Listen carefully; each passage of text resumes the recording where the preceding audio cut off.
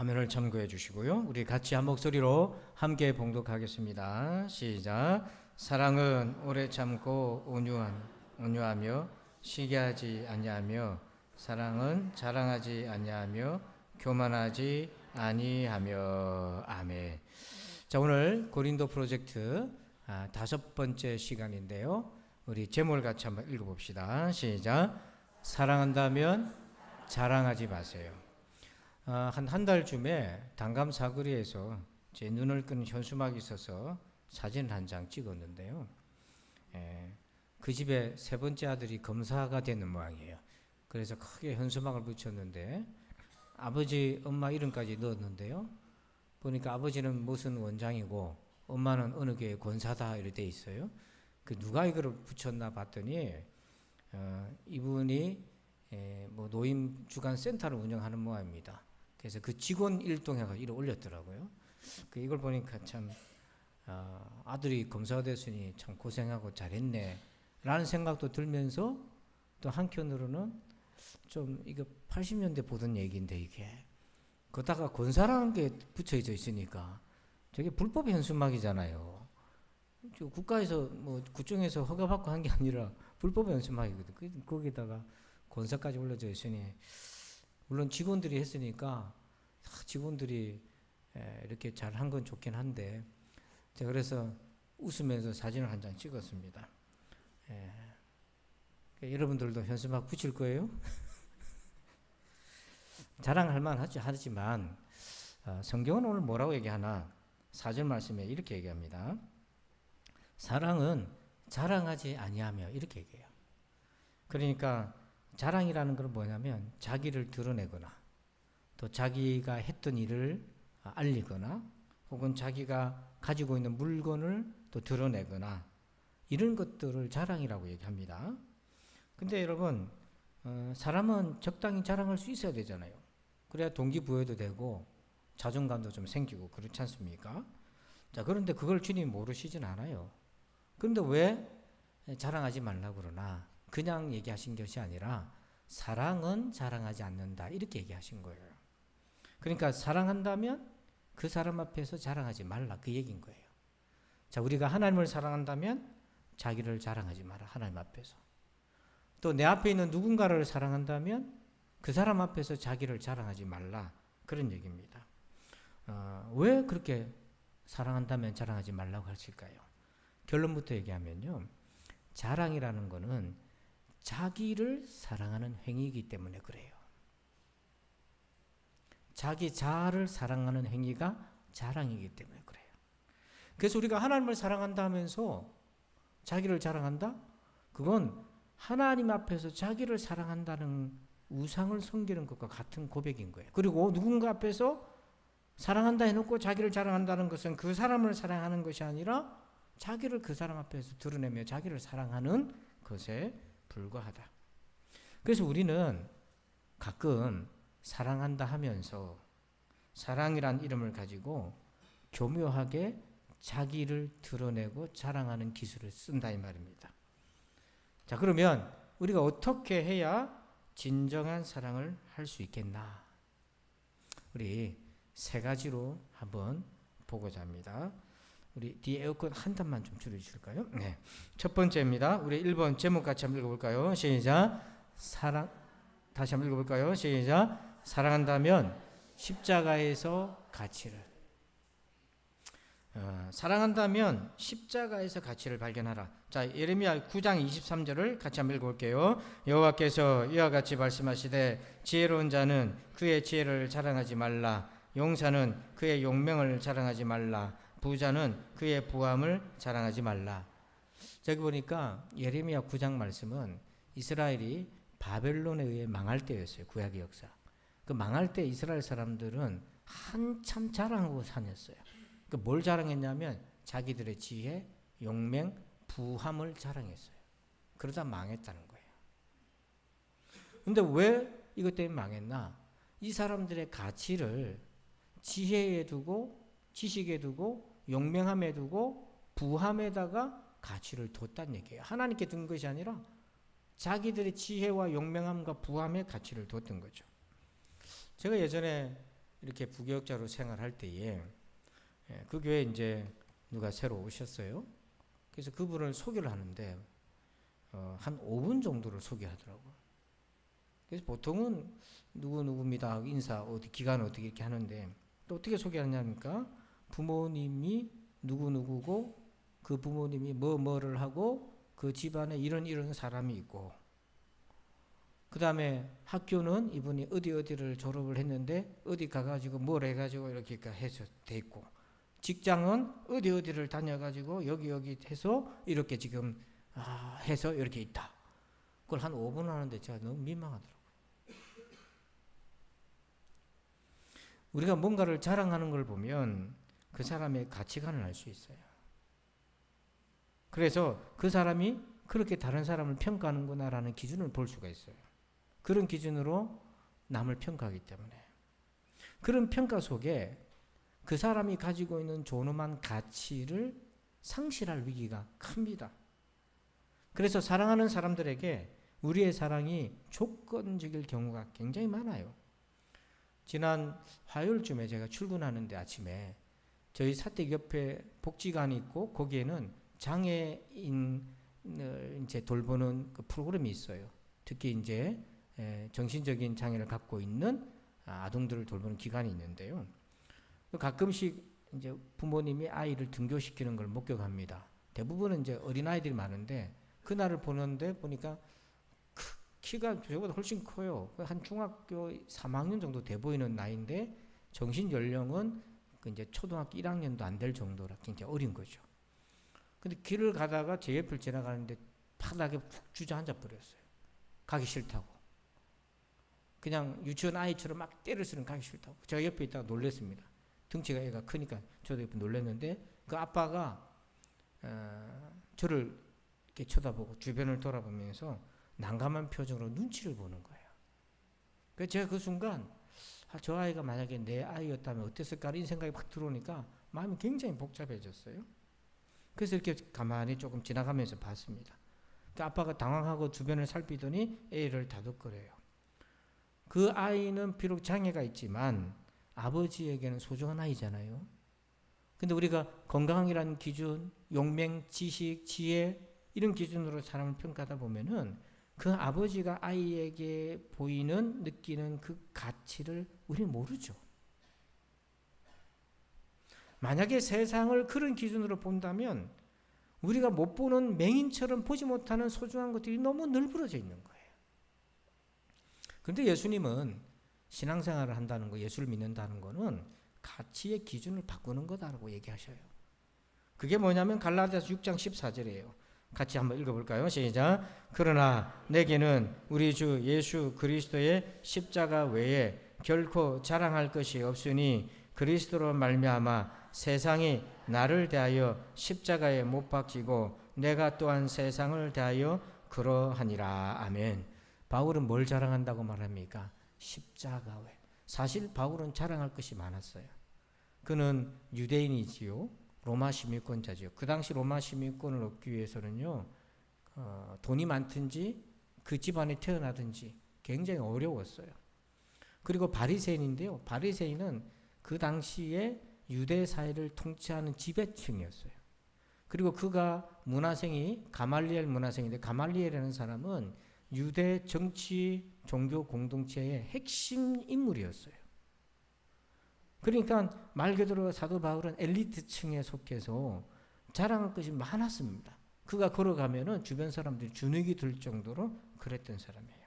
근데 그런 그가 예수님을 만나고 그 모든 것은 배설물처럼 여기고 십자가에 예수님을 자랑한다 그러잖아요. 왜 이렇게 그렇게 바뀌었습니까? 기준이. 그 뭐냐면 십자가에서 예수님이 나를 위해서 십자가에 달려 죽으신 그 사건 속에서 하나님이 나를 어떻게 얼마나 사랑하시는지를 만났기 때문이에요.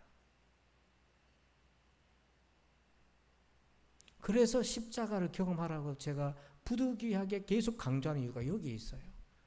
뿐만 아니라 그가 율법과 지식으로 바리새인으로 철저히 훈련받고 교육받았지만 죄를 이기기가 굉장히 어려웠어요. 그런데 예수 믿고 성령께서 그 안에 임하시니까 예전에 이기지 못했던 죄를 이기게 되는 거예요.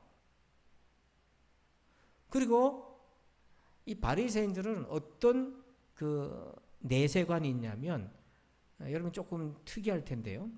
영생한다고 믿지만 그냥 영생이 아니라 윤회한다는 생각을 갖고 있어요. 악한 사람은 지옥에 가고 선한 사람은 다시 태어나 윤회한다는 이런 생각을 갖고 있어요. 그것도 3일 안에 그런 일이 일어나야 된다고 생각하고 있어요. 이런 독특한 세계관을 가지고 있어요. 그런데 예수님이 오셔서 그런 좀 추상적인 영생의 윤회가 아니라 부활을 말씀하신 거예요. 그리고 직접 그 부활하신 예수님이 바울에게 나타나셨잖아요. 그래서 바울이 가장 존귀하게 자랑할 것은 예수님이라는 기준이 그의 마음속에 딱 서게 됩니다. 그리고 보니까 하나님이 내가 뭐라고 나를 위해 아들을 보내주셨나, 그 사랑을 충만하게 경험하면서 이보다 더 귀한 것이 없었던 거예요. 지혜, 외모, 재물, 역량, 이런 것들은 약간의 자랑은 될 수 있어요. 하지만 궁극적인 가치는 바로 하나님께서 주시는 십자가 안에 담겨져 있는 사랑, 은혜인 것입니다. 그래서 이 십자가 은혜를 받은 사람은 다른 사람을 평가할 때도 그 사람의 외모, 지혜, 지식, 재물, 역량이 아니라 그가 가지고 있는, 그가 받은 십자가의 은혜의 가치로 그를 보게 되는 거죠. 그래서 우리 고령의 성도들은, 목사님, 내가 기여하는 바도 없고 헌금도 잘 못하고 일하는 것도 없고 눈치만 보이고, 절대로 그런 마음 갖고 있으면 안 돼. 앞으로 그런 얘기 하지 마세요. 그런 얘기를 저한테 한다는 거는 제가 여러분들한테, 성도들을 볼 때 지식을, 재물을, 역량을, 외모를 보았다, 제가 이렇게 생각할 거예요. 아시겠지요? 아시겠지요? 네. 절대로 이제 그런 얘기하면 안 돼. 그 자리에 계신 것만 해도 너무 귀하다는 것을 여러분 믿음으로 고백하시길 바랍니다. 그래서요, 팀 켈러 목사님이 이런 얘기를 해요. 결국 당신의 신앙의 골자는 당신이 자랑하는 바로 그것이다.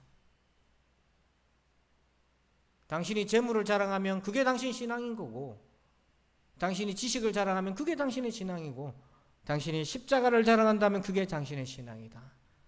여러분은 무엇을 자랑하십니까? 두 번째로, 이번 제목을 볼까요? 시작. 사랑한다면 자신이 죄인임을. 여러분, 자랑하지 말라고 왜 그렇게 얘기하셨냐면, 자랑이란 단어 안에는 자기가 자신을 어떻게 이해하고 있는지를 드러내기 때문에요. 자기 인식. 자, 여러분, 지금 우리가 말씀을 하나 볼 텐데, 이 말씀만 딱 떼놓고 보면 이게 오해하기 쉬운데요. 고린도전서 5장 6절입니다. 자, 여러분들만 한번 읽어주세요. 시작.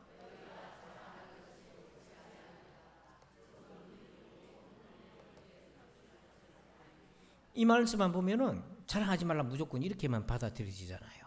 근데 이 말씀은 맥락이 있어요. 그래서 성경을 볼 때 이단들은 구절만 딱 따서 얘기를 해요.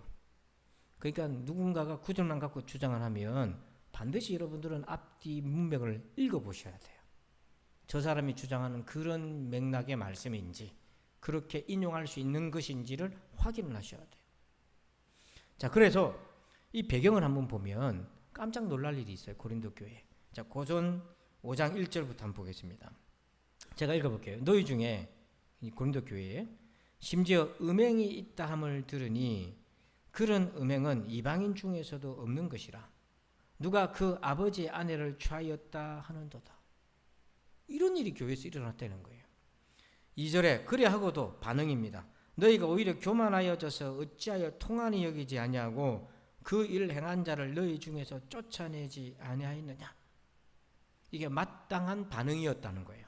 그런데 5절로 가보면 이런 자를 사탄에게 내어주었으니 이는 육신은 멸하고 영은 주 예수의 날에 구원을 받게 하려 함이라. 그리고 6절에 너희가 자랑하는 것이 옳지 아니하도다.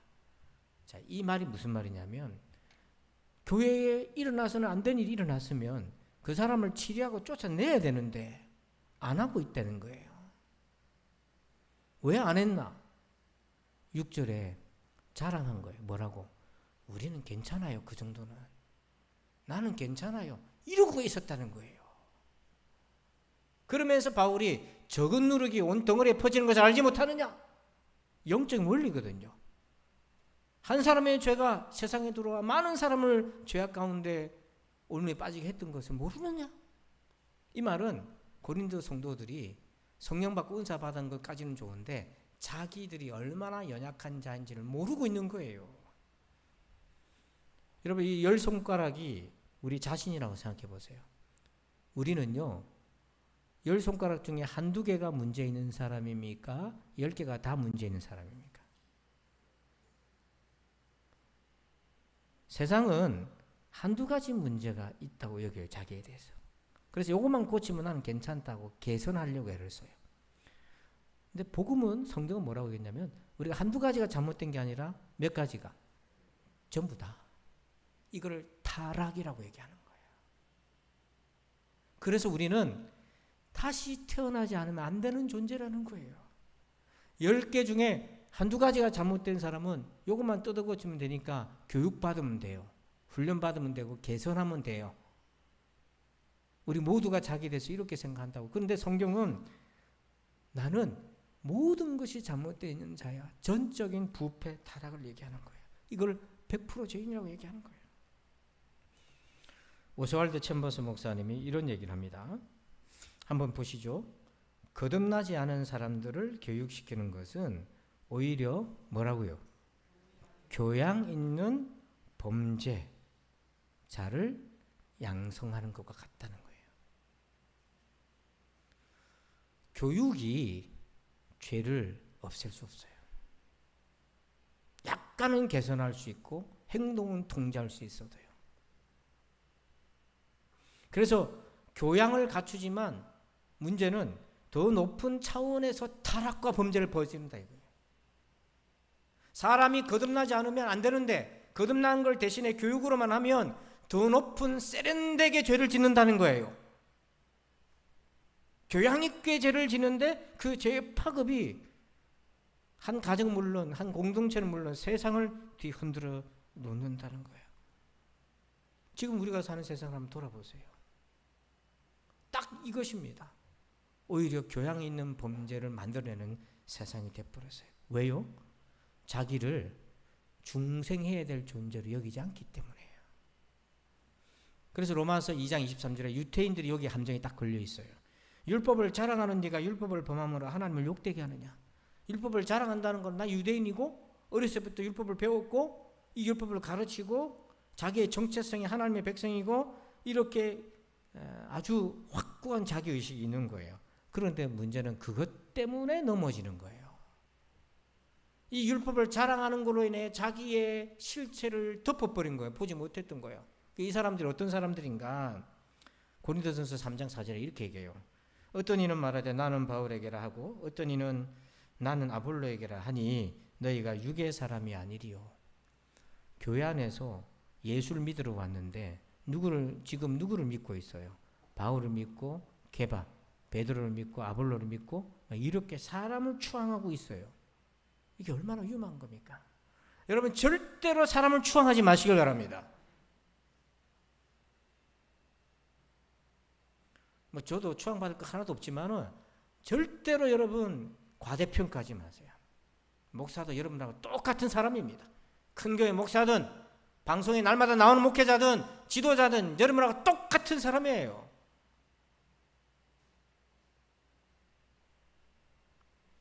이게 얼마나 위험합니까? 율법을 자랑하며 그러면서 사람을 추앙하며 잘못된 길로 끌고 가서 서로 같이 다 망해버려요. 자기가 하나님을 욕되게 하는 죄인이라는 것을 망각하면 안 됩니다. 자신을 자랑하지 않는 사람이야말로 예수님을 만날 수 있어요.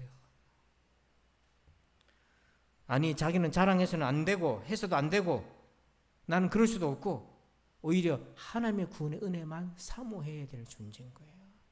이게 우리가 가져야 될 자기 인식이에요.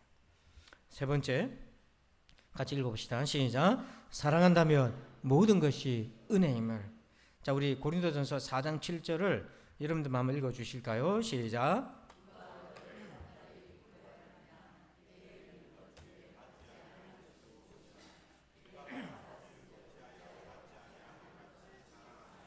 여기 구별이라는 단어, 누가 너를 남달리 구별했냐? 은사를 받아서 예언도 하고 방언도 하고 병도 고치고 그래요. 성경도 좀 알고. 그러다 보니까 구별, 엘리트 의식이 생겼어요. 아, 나 저 사람하고 틀려. 그렇게 입으로 말은 안 했어도 마음속에 이미 차별을 하고 있는 거예요. 그 근원이 뭔가? 누가 너를 남달리 구별하였느냐? 네게 있는 것 중에, 네가 받은 은혜 중에 받지 아니한 것이 뭐가 있냐? 다 하나님 주신 거잖아. 네가 받았은즉 어찌하여 받지 아니한 것 같이 자랑하느냐? 이 말은 자기 것이라고 자랑한다는 거예요. 하나님이 주신 건데 누구 거라고 자랑한다고요? 자기 거. 그 사기꾼이잖아요. 지 거 아니잖아요. 자기가 구원의 은혜 받고 은사 받고 하나님의 놀라운 영광과 빛을 받았으면 그거 자기 거 아니잖아요. 그런데 자랑이 왜 위험한가? 그게 자기 것이라고 구두로 명확하게 명시적으로 얘기하는 건 아니지만 심중에서부터 그 자기 거라고 얘기하고 있는 거예요. 이거 얼마나 위험한지 몰라요. 이거는 구원의 은혜를 부정하는 것이 되고 말고 더 나아가서 그 사람 이렇게 자기 거라고 주장하면 구원받지 않은 사람인 것으로도 우리가 생각할 수 있을 정도로 하나님의 은혜가 완전히 반대로 가는 겁니다. 왜 그러냐? 에베소서 2장 9절 볼까요? 행위에서 난 것이 아니니 이는 누구든지 뭐하지? 여기서 행위는 자기의 의로운 행위를 얘기해요. 내가 하나님의 백성이 되고 천국 가고 구원받은 거 자기의 의로운 행위로 됐다고 생각한다면 그게 자기 자랑하는 거다. 여러분 한번 생각해 볼까요? 우리의 의로운 행위가 어찌 우리의 죄악을 덮을 수 있겠어요? 통일교는 그런 사상이 있어요. 탕감 사상이 있어요. 그게 다른 많은 종파들에게도 있는데 선한 일을 열심히 하는 이유가 그렇게 하면 죄가 줄어들 거라고 생각해요. 그래서 막 선한 일을 해요. 그래서 자기가 죄가 줄어들어서 구원을 얻는다고 치십시다. 그럼 그 구원은 누구 것이 되는 겁니까? 하나님이 주신 겁니까? 자기가 획득한 겁니까? 자기가 획득했으니까 내 거다 이 말입니다. 하나님하고는 상관없이 되는 거예요. 여러분 우리가 의로운 행위를 했다고 칩시다. 그 의로운 행위의 가치가 얼마나 됩니까? 우리의 의로운 행위가 십자가의 은혜를 대신할 수 있습니까? 없잖아요. 그런데 우리는 뭔가 의로운 행위를 하고 노력하고 착한 일을 하고서는 공치사를 안 하면 못 견디는 거예요. 누가 그렇게 못 견뎌요? 제가요. 막 열심히 해서 그것도 모르게 공치사를 좀 하려고 입이 간질간질거려요. 마치 두더지가 땅에서 자꾸 올라오면은 몽둥이를 이렇게 쳐야 될 듯이 스물스물 또 올라오네. 사람이 왜 그런지 모르겠어요. 여러분은 어떻습니까? 제가 자폭했어요. 지금 자폭했어요. 여러분은 어때요? 뭐 좀 열심히 하고 의로운 거 하면 공치사 올라오는 거 없어요? 그럴 때마다 하나님이 그 아들을 나를 위해 내어주셨는데 이건 만분의 1도 갚을 길이 없어요. 우리 성도들이 선한 일을 하는 이유가 있어요. 하나님께로부터 구원의 은혜를 받았기 때문에 하나님이 내 안에 계시기 때문에 선한 일을 하게 되는 거고 우리가 열심히 사는 이유도 그걸 보답하기 위해서 그렇게 하는 거예요. 순서가 바로 여러분들이 이해하셔야 돼요. 그래서 진짜 구원받은 사람은 십자가의 은혜를 자랑합니다. 그리고 하나님을 자랑한다면서 그 사이에 자기를 끼워 넣어가지고 자기 자랑하지 않아요. 그래서 간증도 조심해야 되는 거예요. 간증도 하나님 자랑한다 하면서 자기를 집어넣어서 은근슬쩍 자기 드러내는 거 많아요. 그거 하면 안 되는 거예요. 그런 식으로. 그래서 바울은요. 자랑을 하긴 했어요. 한번. 어쩔 수 없이 한번 했어요. 근데 뭘 자랑했냐면 이걸 자랑했어요. 고린도후서 11장 30절 읽어봅시다. 시작. 내가 부득불 자랑할진대 내가 약한 것을 자랑하라. 여기 부득불이라는 거는 하도 바울을 괴롭혔어요. 너는 예수님 눈으로 본 적도 없잖아. 너는 예수님하고 밥 먹은 적도 없잖아. 우리는 처음부터 예수님 따라다녔는데 하고는 자꾸 자랑하고 자기를 무시하니까 어쩔 수 없이 부득불하게 자기를 자랑했는데 자기의 능력과 출중함이 아니라 모자란 거 자랑했어요. 그 이유는 나 같은 인간도 이렇게 하나님이 만나주셔서 복음의 일꾼 삼아주셨으면 당신들은 더 희망이 있어. 그 얘기 하려고 한 거예요. 이때 그럼 약한 게 뭡니까? 약한 게. 바울의 약점이 뭐였어요? 그도 키가 좀 작았다 그러고 눈은 좀 튀어나왔다 그러고 머리카락이 좀 없다 그러고 가만히 보니까 인상착의랑 나하고 비슷한 것 같아. 그런 약함이 아니에요. 이런 말을 하기 참 어려운데 바울이 이렇게 얘기합니다. 자기 약점을 고린도후서 12장 7절 같이 읽어봐요. 시작. 여러 계시를 받은 것이 지극히 크므로 너무 자만하지 않게 하시려고 내 육체의 가시 곧 사탄의 사자를 주셨으니 이는 나를 쳐서 너무 자만하지 않게 하려 하십니다. 자기 안에 뭐가 있다고요? 사탄의 사자가 있다. 이런 말 누가 쉽게 합니까? 내 안에 마귀가 자꾸 역사한다. 이 말은 바울이 귀신 들렸다는 게 아니라 그가 질병이 있었는데 그게 사탄의 사자처럼 자기는 늘 괴롭혔어요. 자기는요 다른 사람 기도해서 병 낫게 하는 은사가 있었고 심지어는 바울의 손수건을 사람들이 붙잡아도 병이 나았는데 자기는 못 나았어요. 3번이나 기도했는데 낫질 않았어요. 그리고 자기 스스로에게 나 너무 자만하다. 나 너무 교만해. 그래서 하나님이 나한테 이 병을 주셨어. 우리는 무슨 병이 있으면 숨기잖아요. 에? 저 사람 뭔 죄를 지어서 저런 병을 얻었나 이렇게 누가 비난하는 사람이 있을까 봐 숨길 때도 있어요. 그럼 절대로 그런 말 하면 안 됩니다. 그런 말 하는 사람은 자기가 나중에 그 말을 받게 돼요. 자기 아플 때는 뭐라고 얘기할 겁니까? 근데 바울은 내 이 사탄의 사자가 있다 이렇게 얘기했어요. 숨기고 싶을 건데 드러냈어요. 이게 왜 자기 약점이냐면 사람들이 바울을 싫어하는 사람들이 있었지 않았겠어요? 바울을 공격할 때 너는 딴 사람 병은 고쳐주면서 왜 네 병은 못 고치냐고. 그러고도 네가 무슨 능력 있는 사람이라고. 이렇게 노골적으로 비방을 받을 수 있는 틈이 너무 컸어요. 그걸 또 드러냈어요. 그럼에도 불구하고 자기가 이 길을 걸어가는 거는 맞다. 내가 그렇게 연약하고 사탄의 사자가 있는데 하나님의 은혜가 있었기 때문에 내가 그럼에도 불구하고 내가 이 길을 갈 수 있는 거야 하고 하나님의 강함과 능력을 드러내는 거죠. 이게 자기 자랑하려고 한 게 아니에요.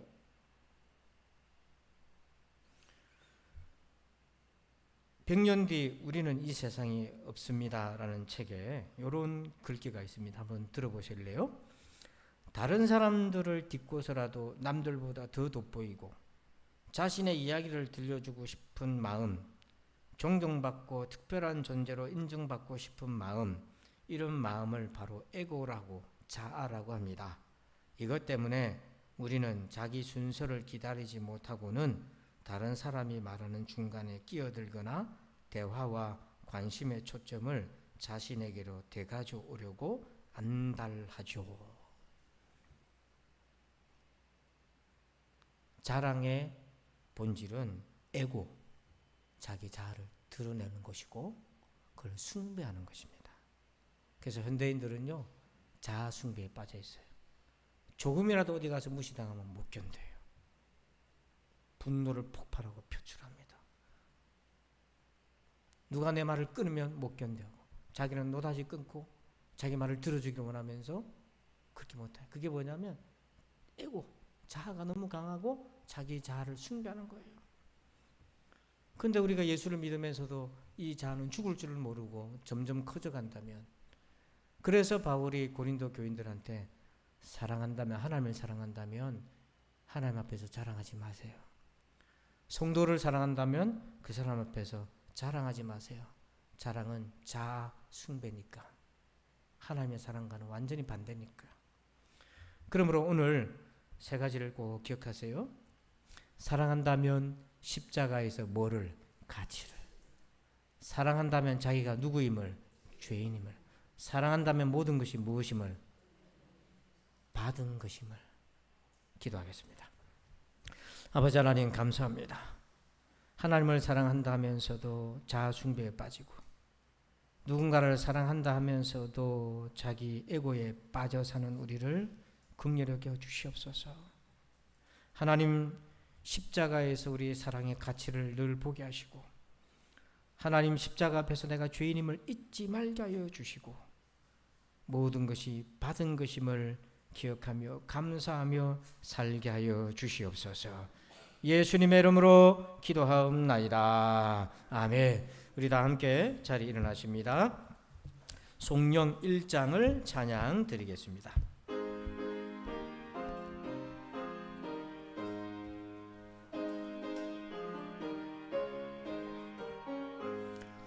만국의 근원 하나님 온 백성 찬송 드리고 천천사여 찬송하세. 찬송 성부 성자 성령 아멘. 이제는 우리 구주 예수 그리스도의 은혜와 하나님 아버지의 그 크고 놀라우신 사랑하심과 성령님의 감화감동 교통의 충만하심의 역사하심이 사랑한다면 자랑하지 말라는 말씀을 마음에 새기고 깨닫고 품고 적용하며 하나님의 온전한 사랑을 하길 원하는 우리 모두들 위해 이제부터 영원토록 함께 계실지어다. 아멘.